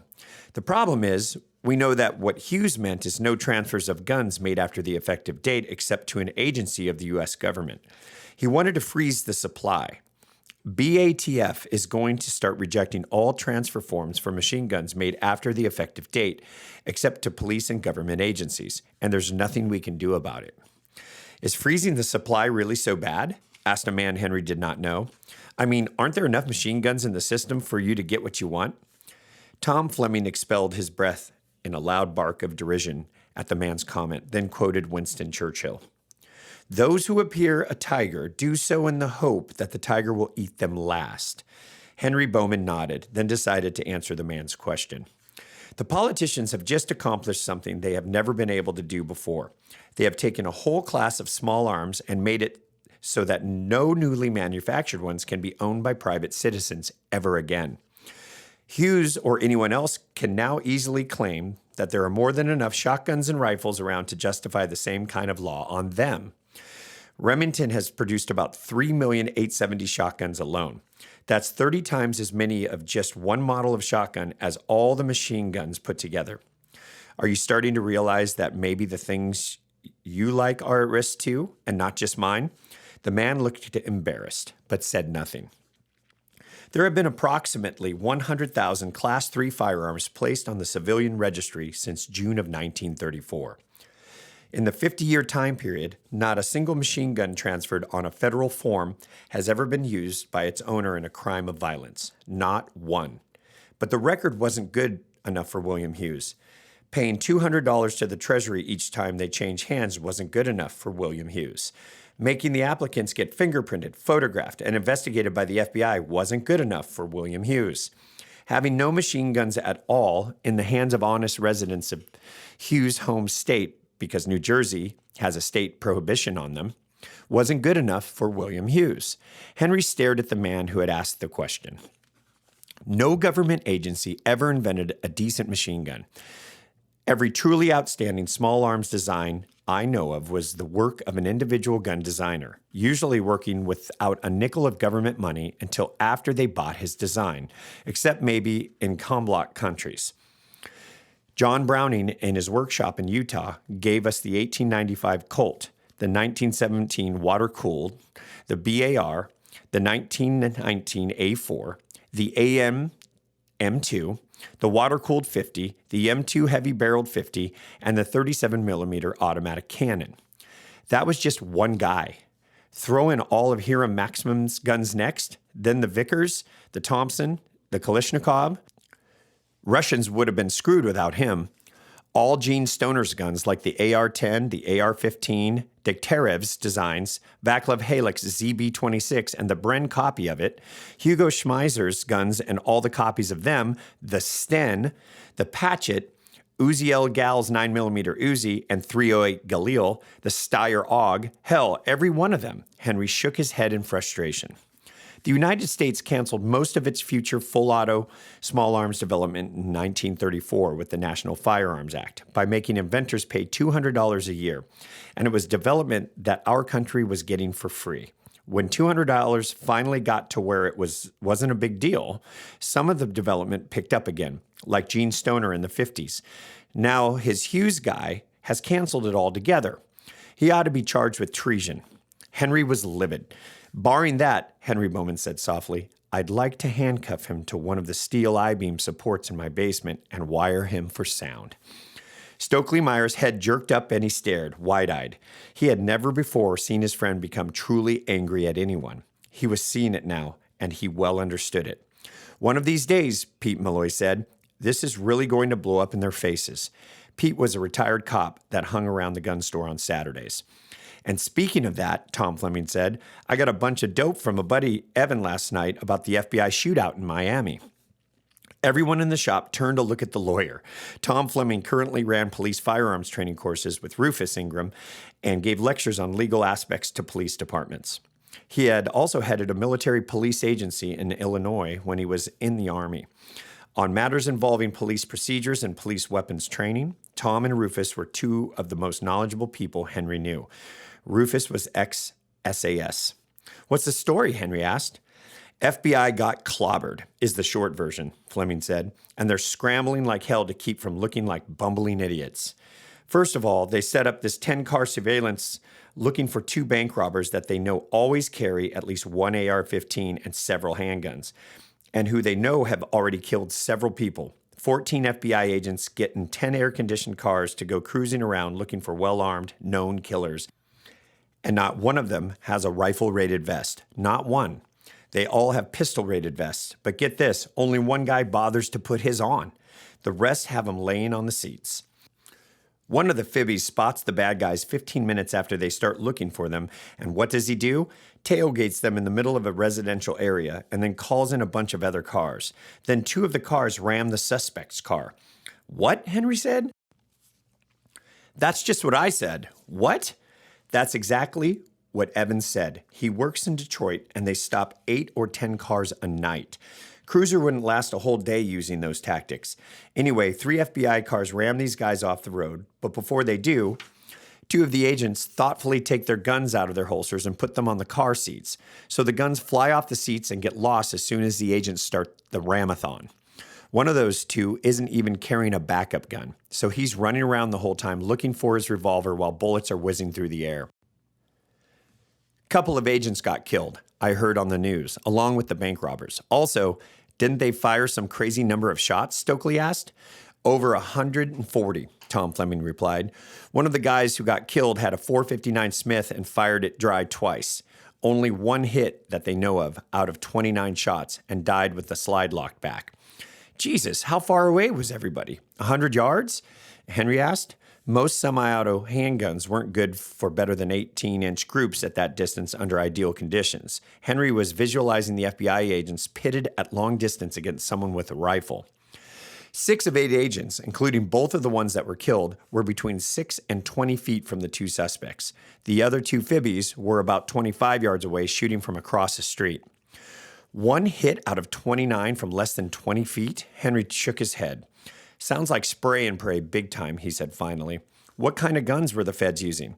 3 459s, 3 357 Smiths, 2 38 Smith Model 10s, 2 Chief Specials as backup guns, 1 870 Remington. Out of 8 agents, 7 of them don't wear body armor and 6 of them only had 1 handgun, Henry asked. Going after known killers who had center fire rifles? He was incredulous. Why only 1 shotgun? Why no rifles or subguns? Funny you should ask that. There was a second shotgun there. The supervisor had it. It was in the back of his car where he couldn't get to it without exposing himself to being shot. When he tried to, one of the bad guys put a .223 round in his neck that bounced off his spine and left him paralyzed for a few hours. Tom Fleming laughed at what he was about to say next. Subguns, you asked? As a matter of fact, the FBI did have 2 HK MP5s in one of the cars. Problem was, the 2 agents that had them were busy double-teaming some broad at a restaurant where she worked. They didn't get their pants up in time to get to the gunfight. Henry was incredulous. "Wait a minute," he demanded. "I thought you said the feds found the suspects 15 minutes after they started their surveillance," Henry's uncle spoke up. "I guess those 2 agents got started early on breakfast." At 73, Max Collins was still powerfully built and in excellent shape, but his sex drive had declined as he had aged. It had gotten to where every other day was plenty. Fleming saw Henry Bowman's expression. "I keep telling you, Henry, it's the biggest problem Rufus and I have during our training courses. Cops get used to people doing whatever they tell them to do. They get used to routine. That's why they're absolutely undone when they come up against someone that doesn't do what they're supposed to do." "He's right, Henry," Pete Malloy said. "And I was a cop for 27 years. A lot of faith in the badge and all the backup. Every cop has to cool down drunk assholes that want to take a swing at them. That's what the mail order pacifier's for. Very few coppers ever come across some hard-on that's ready to kill him, even if he dies in the process. I know I never did. Every cop I ever knew came across someone like that is dead now." Malloy thought a moment. "You had better gunfight training on that trip to Rhodesia than any police officer in this country." Before Henry could answer, Tom Fleming spoke again. "Pete, you hear about those 2 Secret Service agents on the stakeout in San Diego, I think it was?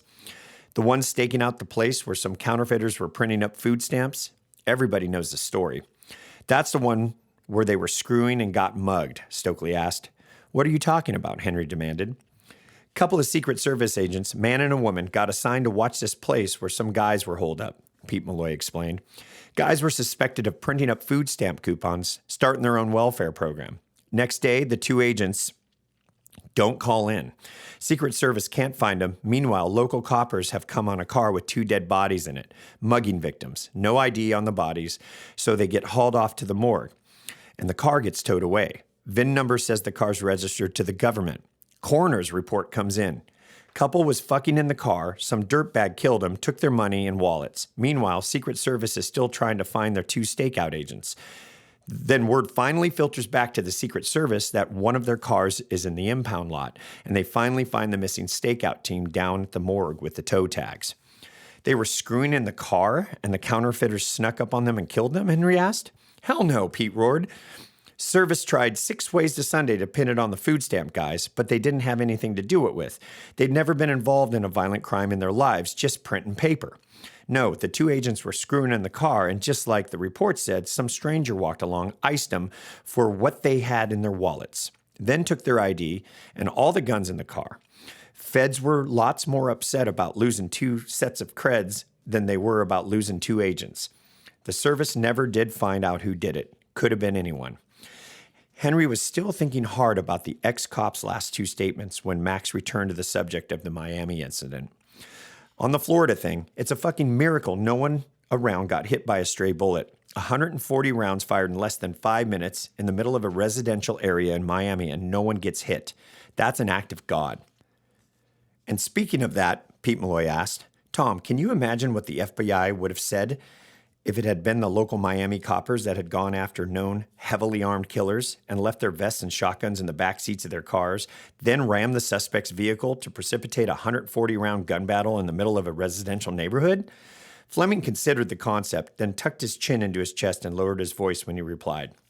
A spokesman for the FBI said these actions show that local municipal police departments do not have the knowledge, training, or expertise to handle highly motivated, heavily armed career criminals with a history of deadly violence. That is why the apprehension of such dangerous men would always be left to the trained professionals of the FBI whenever possible. Fleming switched back to his normal voice and added, "You could actually argue that the FBI guys got off easy.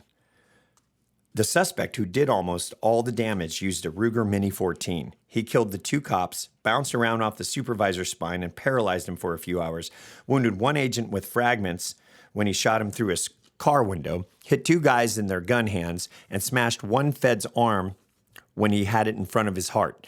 Guy hit in the arm was the one who ended up finally killing both of the suspects. worked his shotgun one-handed and wounded them, then finished them off with .357 to the brain from a few feet away when they were in the FBI car trying to escape. Henry saw his friend's point immediately. So if the suspect had been shooting a real gun, Henry said, thinking out loud, like a Garand, Max broke in. Yeah, like a Garand, he would have shot right through that Fed's arm and into his heart, and the Fed wouldn't have been alive to kill him. Correct. And if he'd been shooting a Garand, he would have killed the guy he hit in the neck, too, instead of just putting him on the sidelines for a few hours. Right. And if he'd been shooting a Garand, he would have also killed the guy that shot through the window glass instead of just peppering him with fragments because a .30 cal ball wouldn't have come apart. Right. So now we've got 5 dead agents instead of 2. And one of the remaining 3 is still running around looking for his gun, so he's no threat. And I take it the suspects were not wearing body armor. And if they had been, they would have sustained far fewer wounds.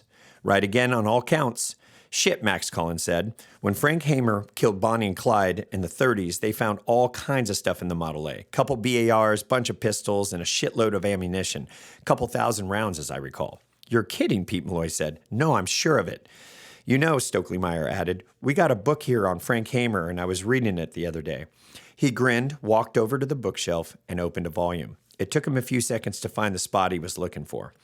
Over a dozen guns and over 5,000 rounds of ammo. 3 BARs with 100 loaded magazines, which shows a certain sense of style for a couple of inbred Okies. Also, 7 .45 autos with a bunch of loaded magazines. He looked up at the group. I guess bank robbers in the 30s were a little more hardcore than they are today. Henry and Tom looked at each other. Henry thought that John Browning's BIR was the finest small arms development in history. Tom Fleming felt the same way about the Browning's Design .45 automatic. The feds lucked out that only 2 of them are dead, Max declared. You could say that, Tom Fleming admitted. They lucked out one other way, too, Pete Malloy added. The group turned to look at the retired cop. The feds went after a couple of bank robbers. Bank robbers are pretty uncommon, and nobody I know has any sympathy for them. Everyone in the shop knew what Pete was getting at. It was an issue that was being discussed that afternoon in gun stores all around the country.